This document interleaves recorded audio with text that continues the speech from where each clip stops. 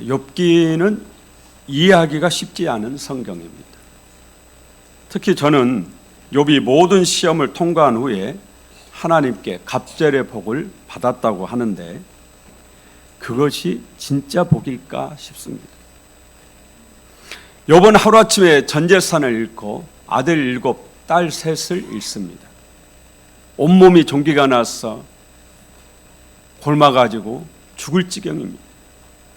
그런데도 욥은 믿음을 잘 지키죠. 시험을 잘 통과한 후 하나님의 모든 시험을 통과한 후에 욥은 하나님께 갑절의 복을 받습니다. 욥기 42장 10절에 여호와께서 욥의 곤경을 돌이키시고 여호와께서 욥에게 이전 모든 소유보다 갑절이나 주신지라. 하나님은 욥에게 잃어버린 재산의 갑절을 2배를 주셨어요. 아들 7과 딸 3을 또 낳게 해주셨습니다. 재산은 2배인데 아들, 딸은 7명, 3명 그대로예요. 그런데 저는 여기서 의문이 생기는 것은 하나님이 죽은 아들 7 대신에 아들 7을 더 낳게 해주셨는데 이 새로 나온 7 아들이 죽은 아들을 대신할 수 있겠는가라는 겁니다. 내 아들 7이 죽었는데 또 아들 7을 더 낳았어요. 그러면은 아들 7 죽은 그 슬픔이 가려질까? 그런 얘기입니다. 그게 진짜 복일까? 그런 의문을 제가 욥기를 읽을 때마다 가졌어요.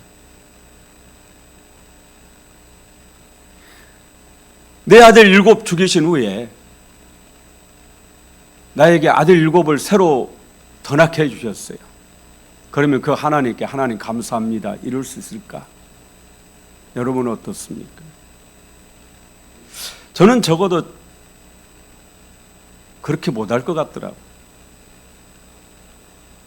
죽은 아들은 죽은 아들대로 가슴에 묻고 새로 나온 아들이 주는 기쁨을 누릴 수는 있을 겁니다. 하지만 다시 아들을 낳았다고 해서 그 아들이 죽은 아들을 대신해서 슬픔을 다 가려주지는 못할 것 같아요. 그러면 이게 진짜 갑절의 복일까?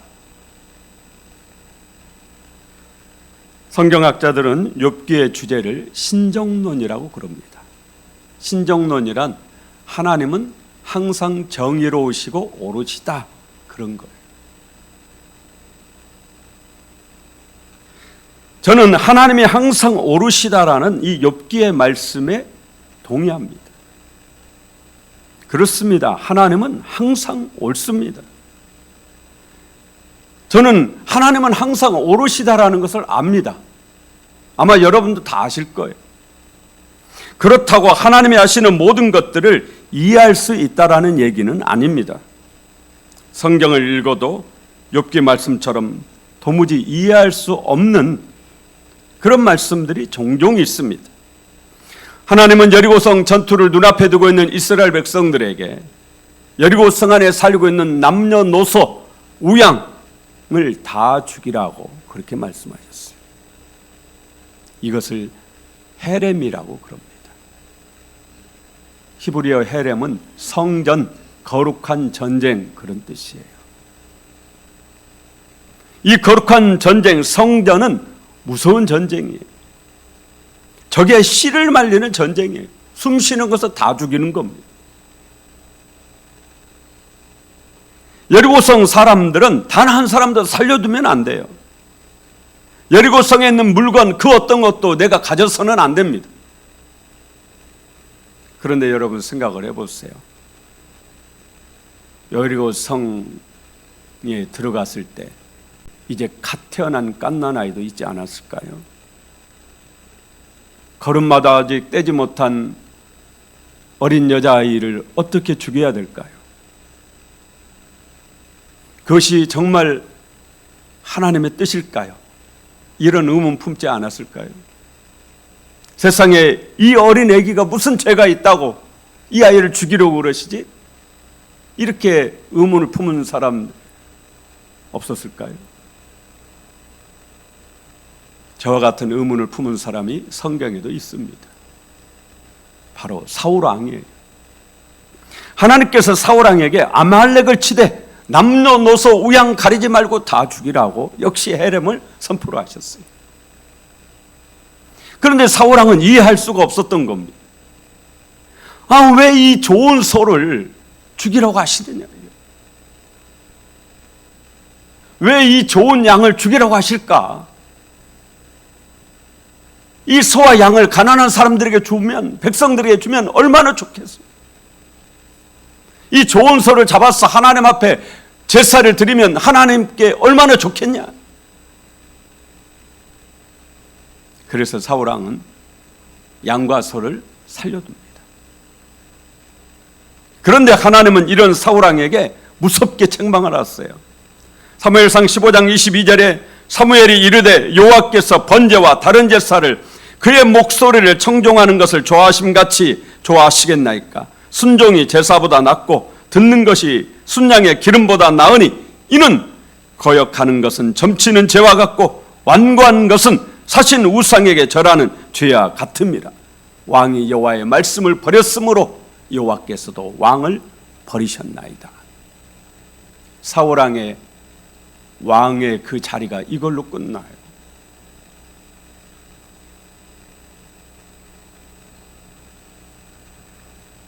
제가 사울 왕과 함께 있었어도 사울 왕과 같은 의문을 품었을 것 같아요.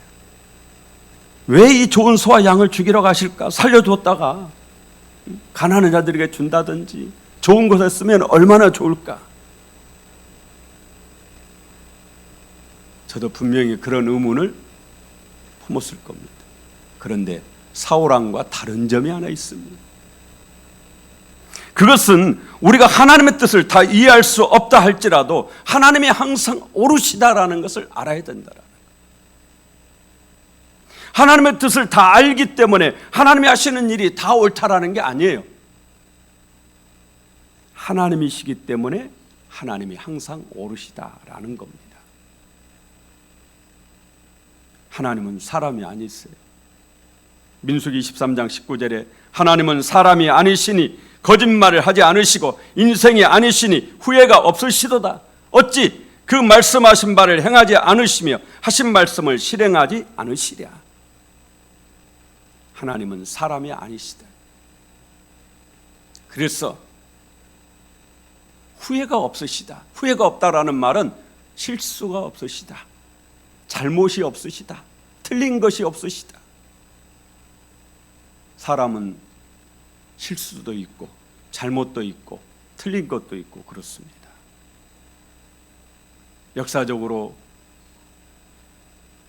전 세계 교회 지도자들이 모여서 결정한 그런 것들도 틀린 것이 있고, 교황이 중세시대에 카톨릭이 마녀 사냥으로 수많은 사람을 죽인 것을 그 당시는 그게 옳다고 했어요. 그런데 공개적으로 사과를 했어요. 신사참배 그 당시에는 그게 옳다고 목사들이 그랬어요. 물론 잘못됐다고 생각하신 분들도 있었지만,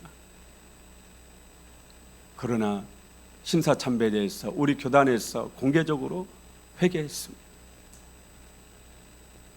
사람은 실수도 있고 허물도 있지만 하나님은 사람이 아니세요. 후회가 없으시다. 실수가 없으세요. 틀린 게 없습니다. 항상 옳으신 거예요. 11세기 신학자 안셀름이라는 분은 나는 알기 위해 믿는다 그랬습니다. 먼저 알고 믿는 것이 아니라 하나님을 믿으면 알게 된다라는 얘기예요.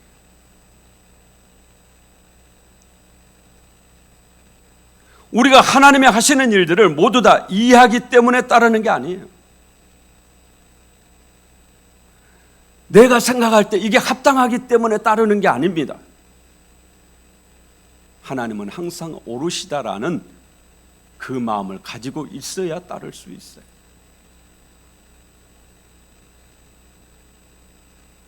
삼위일체라는 용어를 처음 사용하신 분이 신학자 터툴리안이거든요. 이 터툴리안이 말하기를 나는 불합리하기 때문에 믿는다 그렇게 말했어요. 하나님은 우리 이성으로 알 수 있는 분이 아니에요. 이해가 되고, 하나님, 그래, 맞아, 이게 맞아, 이러는 게 아닙니다. 왜 그러실까? 왜 그러셨을까? 이해할 수 없어요. 불합리해요. 이성적으로 이해가 안 돼요. 왜 하나님이 그러셨을까? 왜 하나님이 그러실까? 이해가 안 돼요. 왜 하나님 그렇게 잔인하실까? 왜 갓난 아이를 죽이라고 그러실까? 이해할 수 없어요. 그런데도 믿는다라는 겁니다. 내가 다 이해할 수가 없어요. 불합리해요. 합리적이지 않아요. 증명되지 않습니다.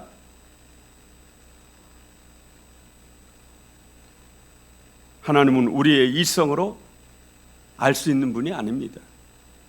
하나님은 이해 불가한 부분이 반드시 있어요. 그러기 때문에 하나님이신 겁니다. 오늘 이사야 말씀에 하나님께서 말씀하세요. 내 생각은 너희 생각과 다르며 내 길은 너희 길과 다르다. 하늘이 땅보다 높음같이 내 길은 너희 길보다 높으며 내 생각은 너희 생각보다 높음이니라. 할렐루야. 여러분이 하나님을 다 안다면 그분은 더 이상 하나님이 아니죠. 하나님일 수가 없죠. 우리는 하나님을 다 알 수가 없습니다. 하나님을 다 이해할 수도 없어요. 하나님의 생각이 내 생각보다 더 높으시기 때문에 그렇습니다. 지난주 야베스의 축복에 대해서 설교를 준비하면서 어느 목사님 설교 원고를 읽는데 제가 그 설교 원고를 읽으면서 아니야, 하나님은 항상 오르시다. 그 생각을 수도 없이 많이 했어요. 그분의 설교 원고를 잠깐 읽어드리면요, 많은 한국교회는 이 세상에서 열심히 공력을 쌓아 천국에서 상급을 받아야 한다고 강조합니다. 이 세상에서 열심히 일하지 않으면 부끄러운 구원을 받아 천국에서 상이 없다고 합니다. 천국이 과연 그런 곳입니까? 이 세상의 원리가 천국에도 적용된다고 생각하십니까? 이 세상은 그 사람의 능력에 따라 계급이 설정됩니다. 천국에 상급이 있다라는 것은 천국에도 계급이 있다라는 것이 아닙니까? 그러면서 이분은 천국에는 상이 없다, 그렇게 주장을 하시더라고요. 저와 똑같은 목사입니다. 저도 이분처럼 고민한 적이 있어서 사실 지금도 제가 이해할 수가 없고 풀리지 않는 의문이에요. 성경은 분명히 천국에 상이 있다고 말합니다. 마태복음 5장 11절 12절에 예수님께서 나로 말미암아 너희를 욕하고 박해하고 거짓으로 너희를 거슬러 모든 악한 말을 할 때에는 너희에게 복이 있나니 하늘에서 너희의 상이 큼이라. 예수님 분명하게 말씀하셨어요. 하늘에서 너희의 상이 큼이라.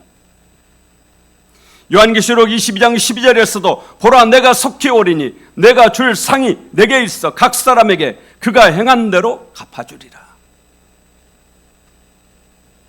예수님이 오시면 이 세상 끝나는 거죠. 세상 끝날 후에 주님이 우리에게 상을 주신다라는 거예요. 예수님이 말씀하셨기 때문에 천국에는 분명히 상이 있습니다. 그런데 생각을 해보세요. 천국에 상이 있다면 그게 어떻게 천국일까요? 우리 최수정 집사님은 천국에서 황금으로 만든 집에 사시는데 하나님이 저는 목회 잘못했다고 초가집에다가 개털모자 씌워주고 살으라고 그러면 그곳이 어떻게 저에게 천국일까요? 이해가 안 돼요. 도대체 아무리 제가 이 문제에 대해서 수없이 많은 고민을 해봤어요.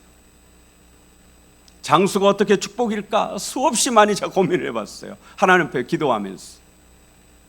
병원에서 숨만 그냥 겨우 몰아쉬고 있고 고통 속에 있는데 이분이 더 사는 것이 어떻게 천국일까? 어떻게 축복일까? 그 좋은 천국이 있다라는데 빨리 가시는 건 축복이지. 수없이 많이 생각을 해봤어요. 그러다가 어느 날 제가 기도 가운데 깨달았어요. 우리가 이 세상에서 행하는 모든 죄는 예수의 피로 다 사라집니다. 그러나 우리가 이 세상에 행하는 그 어떤 믿음의 선한 일도 하늘나라에 다 상으로 쌓인다라는 것을 알게 됐습니다. 그렇기 때문에 이 세상에서 하루라도 더 사는 것이 하늘에 하나라도 더 상을 쌓는 것이 되기 때문에 축복이다라는 것을 제가 깨달았어요. 그런데 천국에 상이 있다라는 이것은 아직도 제게 풀리지 않는 숙제예요. 도무지 제 이 머리로는 이해할 수가 없어요. 우리 김성봉 집사님은 금면류관 쓰고 있는데 저는 개털모자 씌워주면은 그게 어떻게 저한테 천국이 되겠냐고요. 이해할 수 없어요. 그런데 이 시간 분명하고 단호하게 말씀드립니다. 내가 이해할 수 없다고 해서 예수님은 천국에 상이 있다고, 성경은 분명하게 천국에 상이 있다고, 하늘에서 너희 상이 큼이라고 예수님이 그렇게 말씀하시잖아요. 내가 이해할 수 없다고 해서 그 주님의 말씀을 부인해서는 안 된다라는 거죠. 내가 이해할 수 있고 받아들일 수 있는 말씀만 따르는 것은 믿음이 아닙니다. 우리에게 믿음이 필요한 것은 내가 이해할 수 없어요. 내가 받아들이기 어려워요. 그래도 따라야 되기 때문에 믿음이 필요한 거예요. 내게 달콤하고 내게 좋은 것만 따르는 것은 믿음 없는 사람은 다 할 수 있어요. 그런데 우리에게 믿음이 필요한 것은 이것을 했을 때 너에게 손해가 있고 이 일을 했을 때 내게 정말 엄청난 어려움과 고통을 주어지기 때문에,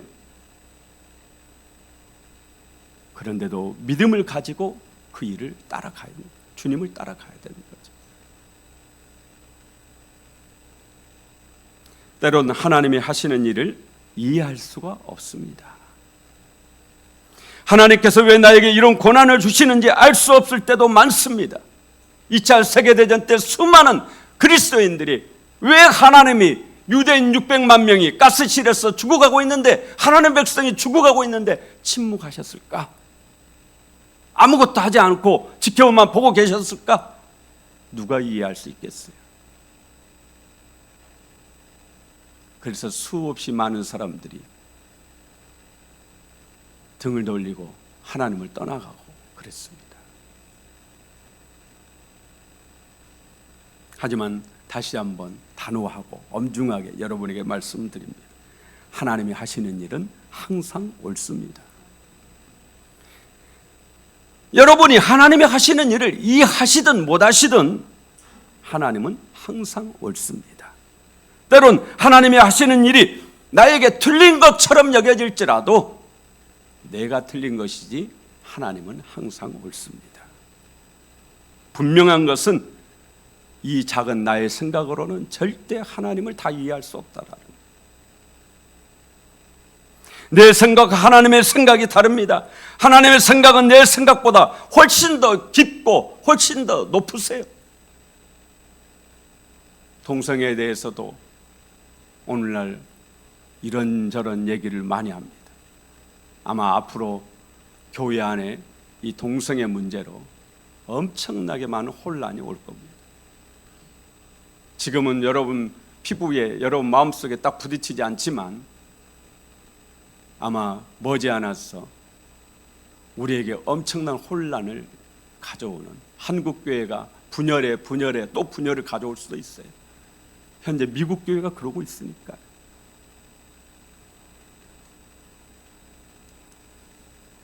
동성애에 대해서 어떤 목사들은 하나님은 사랑의 하나님이 아니시냐, 동성애자도 우리가 사랑하고 포용해야 된다, 교회에서 받아들여야 된다고 말합니다.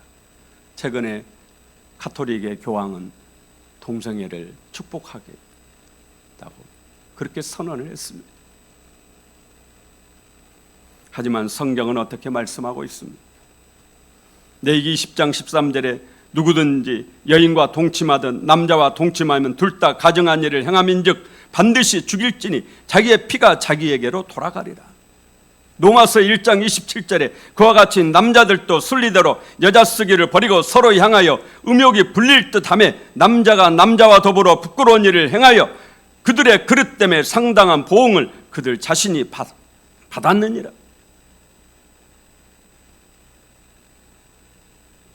지금은 남일처럼 여겨질지 몰라도 우리 아들이 동성애자가 된다고 생각해 보세요. 그때 어떻게 할 것인지 엄청난 혼란을 가져오게 됩니다.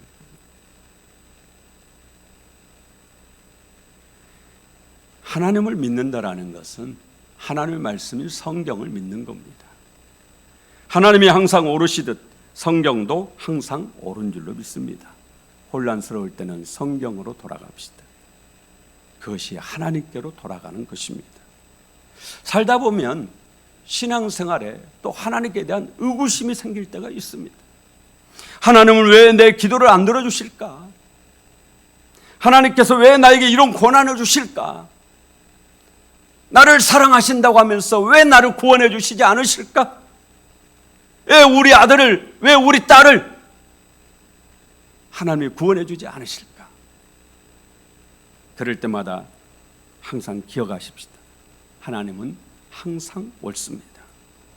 때로는 이해할 수 없어도, 때로는 받아들이기 어려워도 하나님은 항상 옳습니다.